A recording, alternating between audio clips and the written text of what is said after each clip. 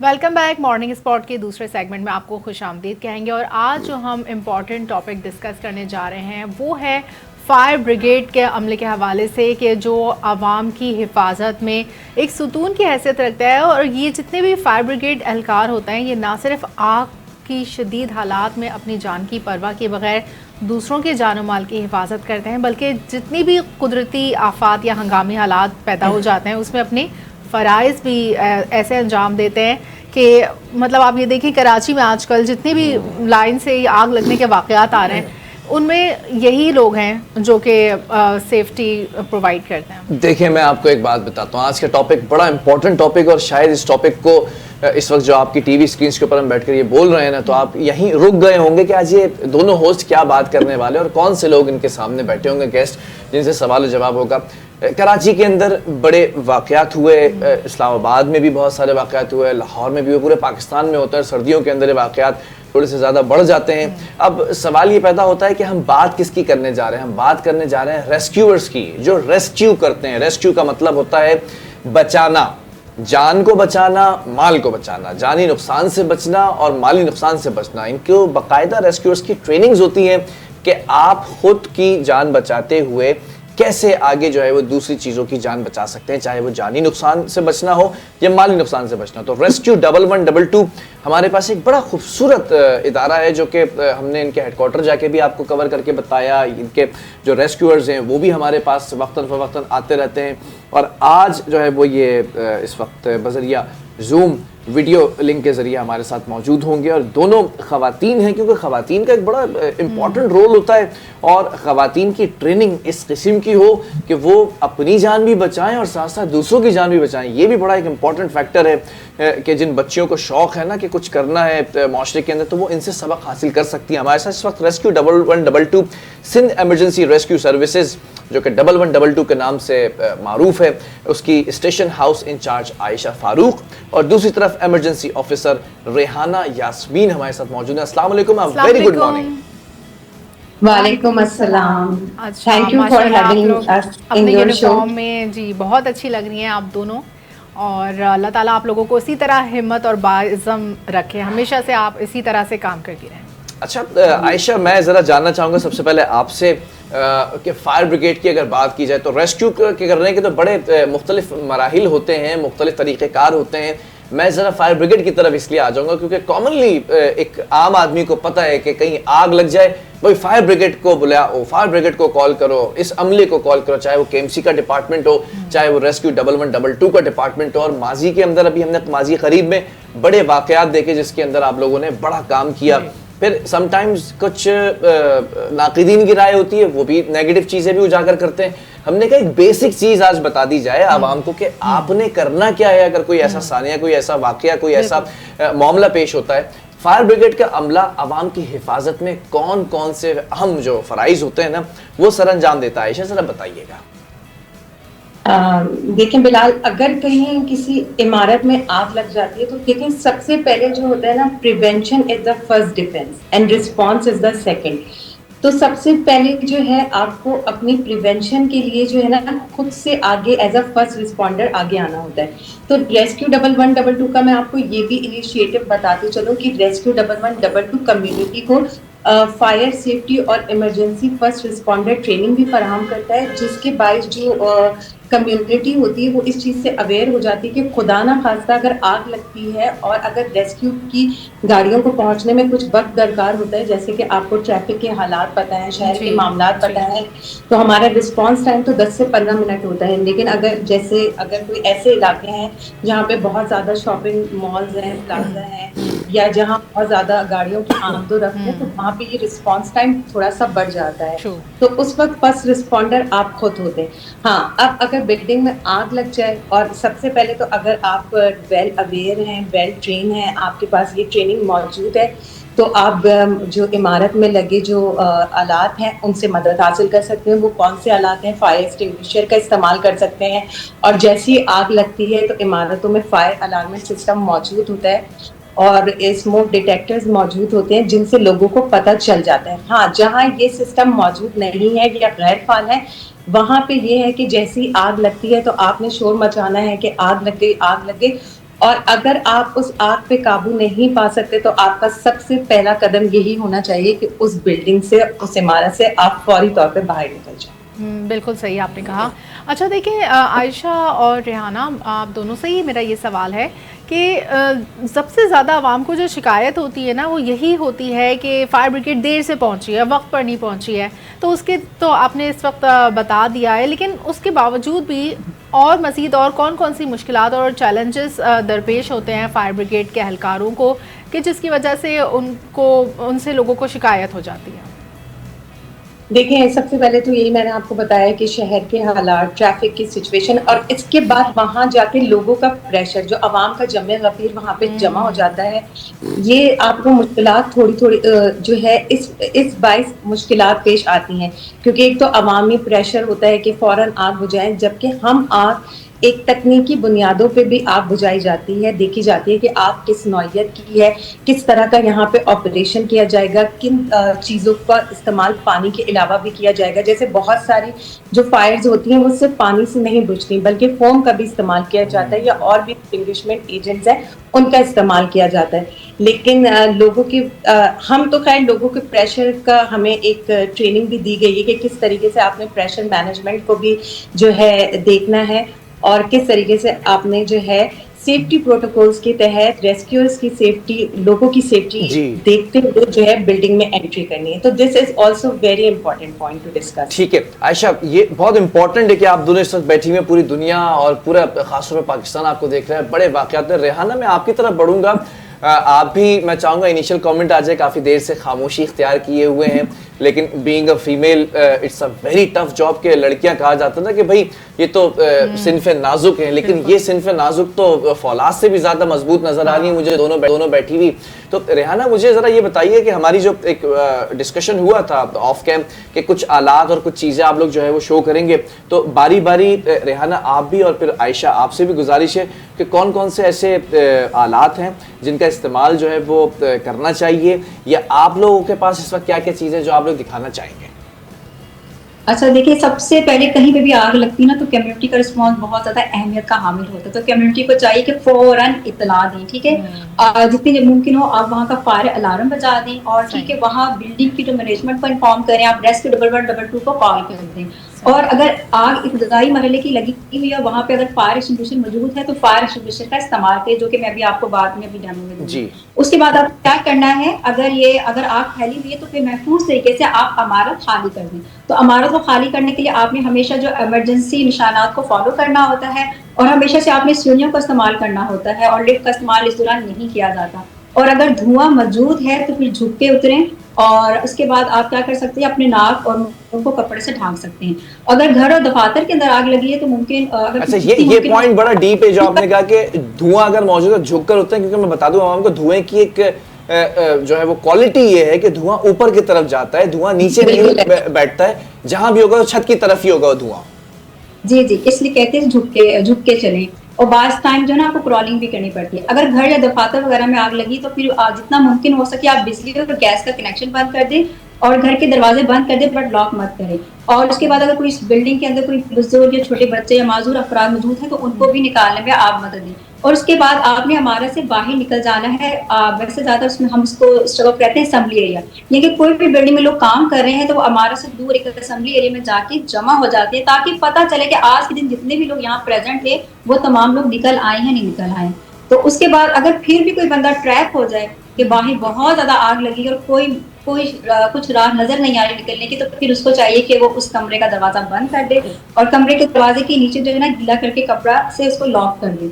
और फिर उस रूम के अंदर कोई खिड़की मौजूद है तो उसमें आप फिर क्या करेंगे, इशारा देंगे और रेस्क्यू 1122 को अपनी लोकेशन बताएंगे, या टॉर्च ऑन करके भी आप इशारा दे सकते हैं। अच्छा, फायर एक्सटिंग्विशर का कैसे इस्तेमाल करना, ये इब्तदाई मरहले में लगने वाली आग पर काबू पाने में मदद देता है। इसकी जो है ना नाज़रीन व्यूअर्स, अब आपने देखना है ये जो इंस्ट्रूमेंट है ये आपको हर बिल्डिंग के अंदर नजर आएगा। हमारी भी अगर बिल्डिंग की बात करें तो हर लिफ्ट के बाहर ये हमें नजर आता है। ये वो सिलेंडर है जिसके बारे में कहा जाता है कि अगर कभी कोई हादसा पेश आना शुरू हो तो इस सिलेंडर का इस्तेमाल करें, लेकिन बहुत सारे लोगों को नहीं पता ये कैसे होता है। तो आप लोग बताएंगे रेस्क्यू 1112 कैसे इस्तेमाल होता है? इसको इस्तेमाल करने का जो फार्मूला होता है पास्ता फार्मूला। तो सबसे पहले हम क्या करते हैं, सेफ्टी पिन को निकालते हैं जो कि इसमें लगी होती है। सेफ्टी पिन को निकालने के बाद हम करते हैं A2 यानी कि हम इसके नोजल का रुख जो है वो आग की बेस पर करेंगे। शोलों पर नहीं होना चाहिए कि आग की जड़ की तरफ इसके नोजल का रुख होना चाहिए। उसके बाद हम करते हैं ऐसे स्क्वीज द लीवर।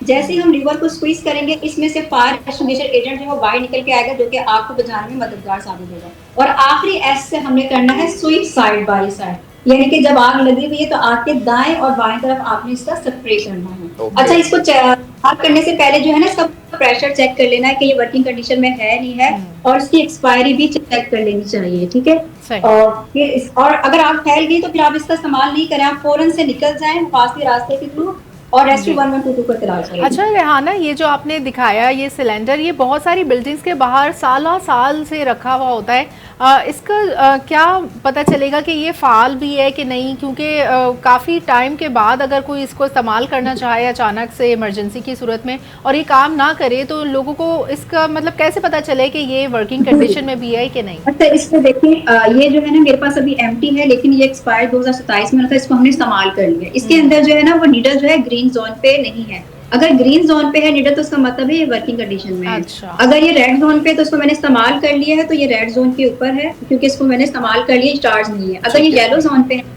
तो उसका मतलब है ये ओवर चार्ज है, तब भी आप उसको इस्तेमाल नहीं करेंगे, उसको इंस्पेक्शन के लिए ले जाएंगे। अच्छा, ठीक है, वेरी गुड। अच्छा आयशा, आपके पास कौन से ऐसे हालात हैं जो आप रेस्क्यू 1122 के जरिए आवाम को आगाह करना चाह रही हैं, अवेयरनेस? अच्छा देखिए, ये है फायर ब्लैंकेट। इसका फायर ब्लैंकेट भी अब हर घर और हर इमारत में मौजूद होना चाहिए।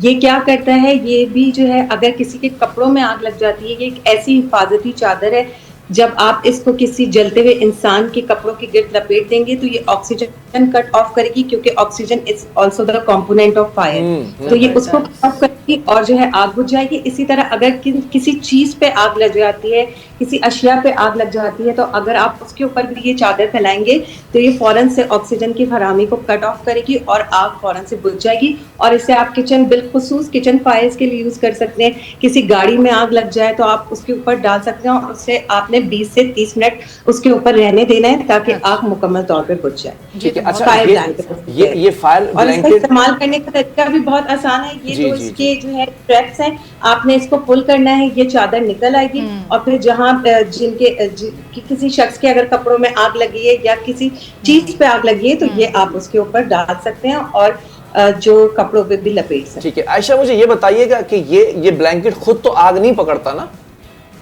नहीं, ये खुद आग नहीं पकड़ता, ये बल्कि फायर को एक्सटिंग्विश करता है। ये तो बहुत अच्छी चीज है, हाँ, फर्स्ट एड के लिए बहुत जबरदस्त। ये छोटी छोटी जो चीजें हैं ये घरों के अंदर होनी चाहिए, दफातर में होनी चाहिए, इमारतों में होनी चाहिए। मैं एक चीज यहाँ पर एक चीज कोट कर देता हूँ, आपकी बात काट रहा हूँ, सॉरी। किचन के अंदर अक्सर और बेशतर हम देखते हैं कि बताया जाता है कि जो गैस वॉल्व है वो रात में बंद करके सोएं, क्योंकि गैस की लोड शेडिंग होती है, हमें नहीं पता होता। अक्सर और बेशतर हम जो है वो इसको खुला छोड़ देते हैं, बटन को, जो चूल्हा होता है। तो कभी कभार सुबह सवेरे जब माचिस की तीली या फिर लाइटर जलाए जाते हैं तो एकदम से आग भड़कती है और जो सामने शख्स खड़ा होता है वो विक्टिम बन जाता है।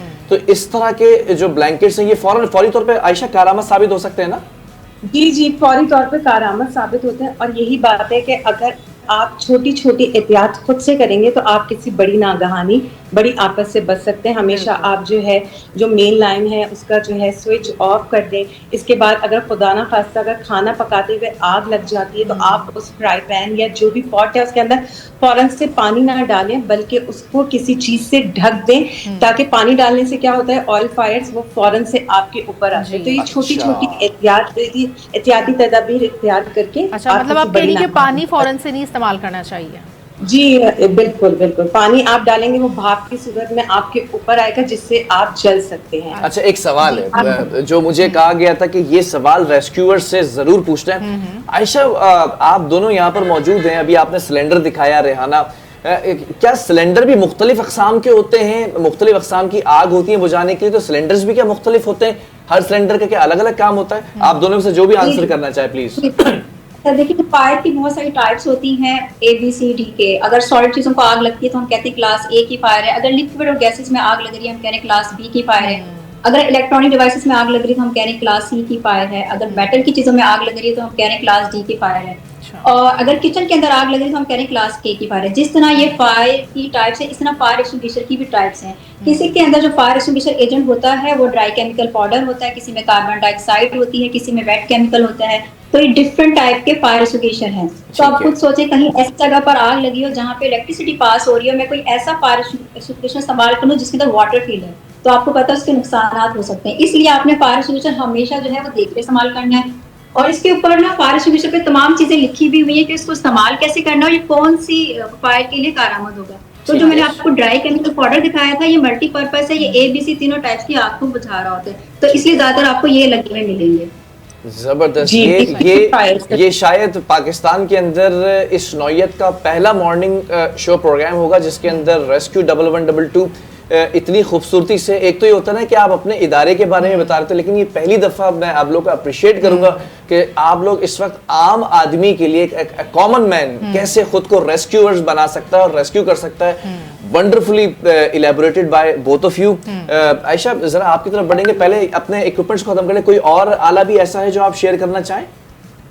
जी, अभी आपको एक मेडिकल कंडीशन इमरजेंसी भी हो जाती है सफोकेशन के बायस, तो उसके लिए भी अगर किसी को धुएं के बायस बहुत ज्यादा सफोकेशन हो जाए, उसको सांस लेने में मसला हो रहा हो, तो पहले तो आपने क्या करना है, इसको धुएं वाली जगह से बाहर ताजा हवा में लेकर आना है। फिर भी उसको सांस लेने में मसला हो रहा है, आप उसको सिटिंग पोजीशन में बिठा दें। अगर वो शख्स बेहोश हो गया है तो उसको आप फिर क्या करें, करवट के बल लिटा दें। लेकिन अगर उसने सांस लेना पूरा बंद कर दिया तो फौरन से रेस्क्यू 1112 को कॉल करें और आप उसका CPR स्टार्ट कर दें, यानी कि कार्डियो पल्मोनरी रिससिटेशन। ये एक ऐसा अमल है जिसमें दिल की धड़कन अचानक से बंद हो जाती है और बंदा बेहोश हो जाता है। तो अगर आप इसको परफॉर्म करेंगे तो उसकी आप जान बचा लेंगे, क्योंकि दिल की धड़कन किसी की भी कहीं पे अचानक बंद हो सकती है। यहाँ उसको सफोकेशन की वजह से उसकी सांस की नाली में धुआं और जहरीली गैसें गई हैं, जिसकी वजह से उसकी जान भी जा सकती है। अब ये कंप्रेशन करने कैसे हैं ये मैं आपको बता देती हूँ। यस, ये बहुत जरूरी अमल है। इसको जरा इन दोनों खवातीन के हाथों की पोजीशंस को देखिएगा, फिर ये प्रेशर भी बताएंगी व्यूअर्स, तो ये प्रेशर भी बताएंगी कि किस तरह से आपने देना और ये कहाँ रख के हाथों को जो है ना आपने प्रेशर देना है। प्लीज रेहाना। ठीक है, सबसे पहले देखिए बंदा भी हो जाए, आपने रिस्पांस चेक कर लिया, उसने आपको रिस्पांस नहीं दिया, फौरन से आपने रेस्क्यू 1112 को कॉल कर देनी है। उसका ब्रीदिंग पैटर्न देखना है कि चेस्ट फॉल एंड रेस नहीं हो रहा, तो दैट मीन ब्रीदिंग एब्सेंट है।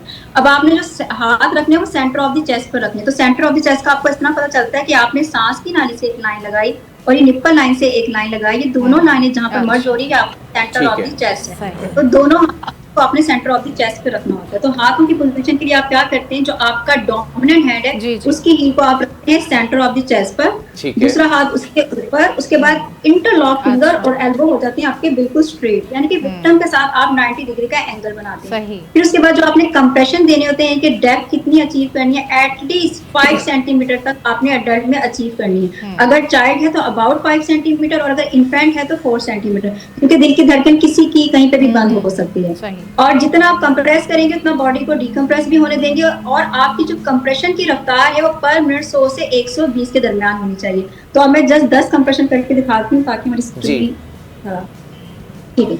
1 2 3 4 5 6 7 8 9 10 ये अमल आप दोहराते रहेंगे जब तक विक्टिम आपको रिस्पांस ना दे दे या रेस्क्यू 1112 की टीम ना आ जाए, या फिर कहीं आप CPR कर रहे थे वहां आग आ गई है तो आपके लिए सीन अनसेफ हो गया तो आप इन कंडीशन में CPR को होल्ड करें। आपके हाथ किसी की जान बचा सकते हैं, और अगर आपने हाई क्वालिटी CPR परफॉर्म कर दिया तो किसी की जान बच सकती है, क्योंकि ये अमल गोल्डन परफॉर्म होगा तो लाइफ सेफ होगी। बिल्कुल, ये इनिशियल हमने आपको बता दिया है, जितनी भी ये फर्स्ट एड की सूरत हाल होती है, जैसे दम घुटने की कैफियत होती है उसमें CPR भी करके बता दिया, और ये फायर ब्लैंकेट। और इसके अलावा आपके पास कोई और इक्विपमेंट्स ऐसी जो आप शेयर करना चाहें नाज़रीन से?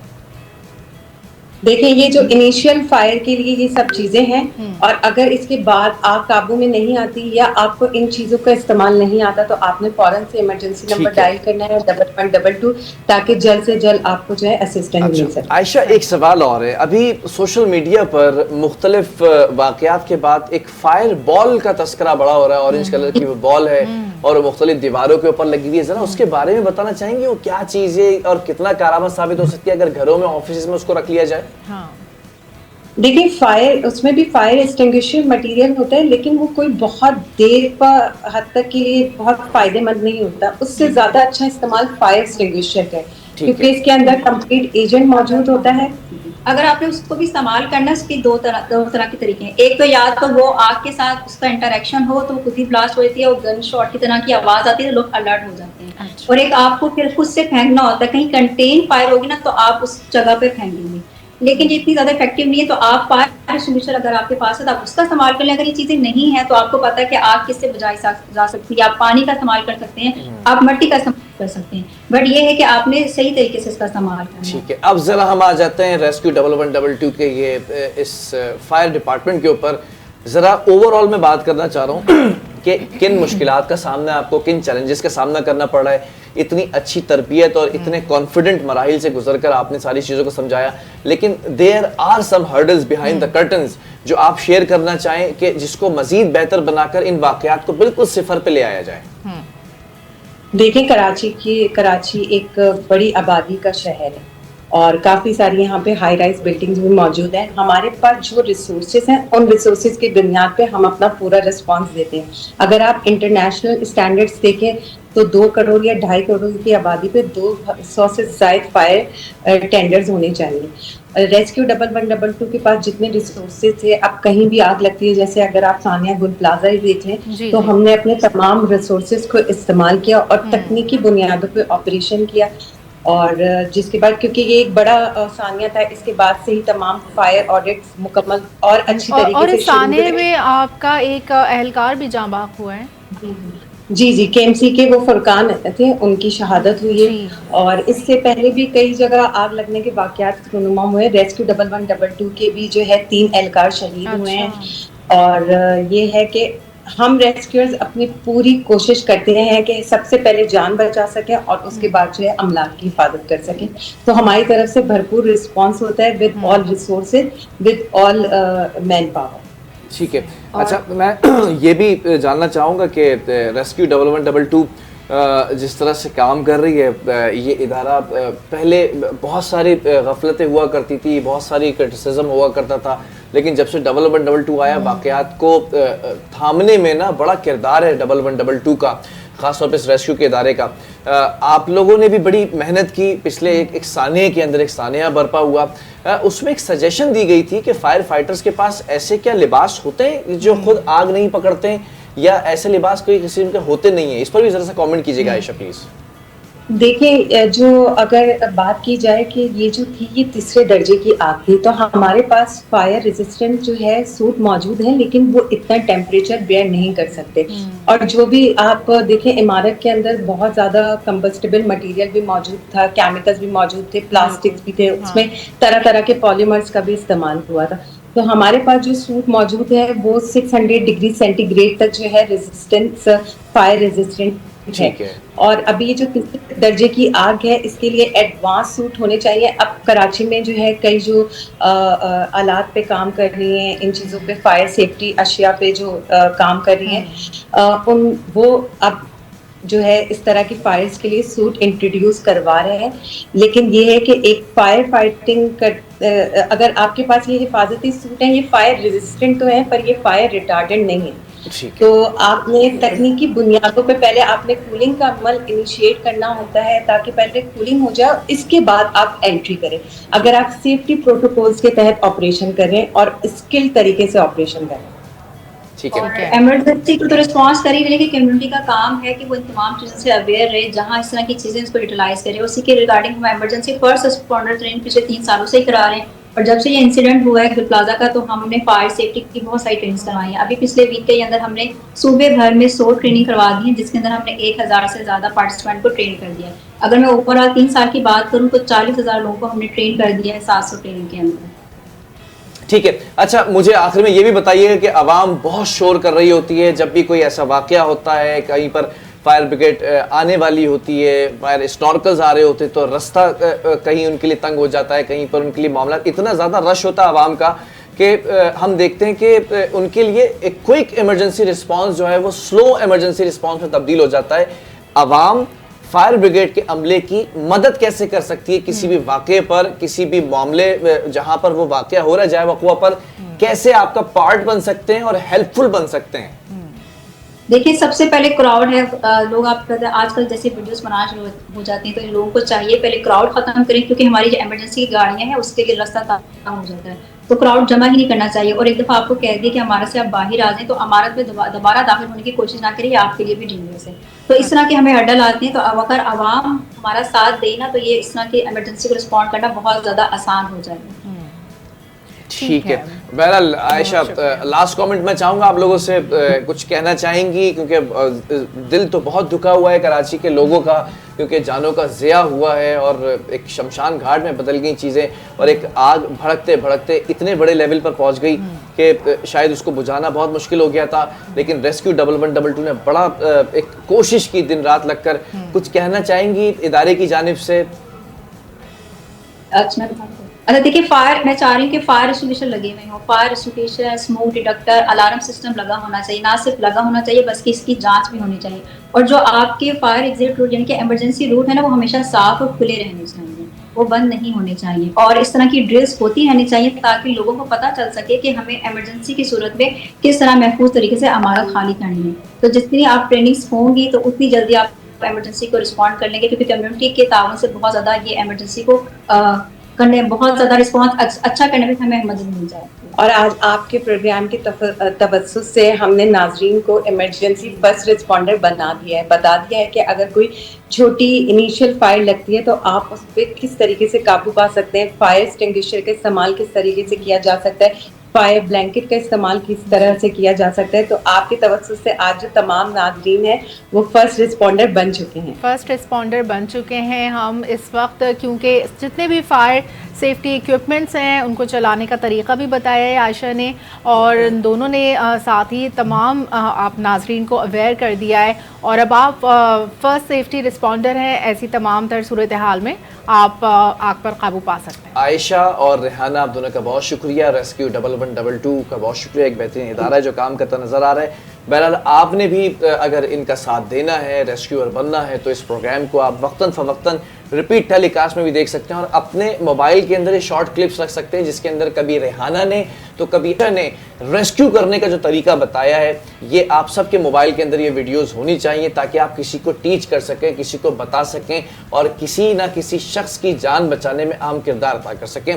बहरहाल प्रोग्राम का वक्त ख़त्म हुआ, इस खूबसूरत से टॉपिक का इख्तिताम हो चुका है और एक नई ट्रेनिंग का आगाज़ हो चुका है। आज हर शख्स एक फर्स्ट रिस्पॉन्डर है, रेस्क्यूअर है। इसी के साथ मुझे, जो कि मैं भी रेस्क्यूअर बन चुका हूं, मेरी को होस्ट जो कि खुद रेस्क्यूअर बन चुकी हैं, और जो असल रेस्क्यूअर्स और हीरोज़ हैं वो भी, तमाम टीम को दीजिए इजाज़त। अल्लाह हाफ़िज़।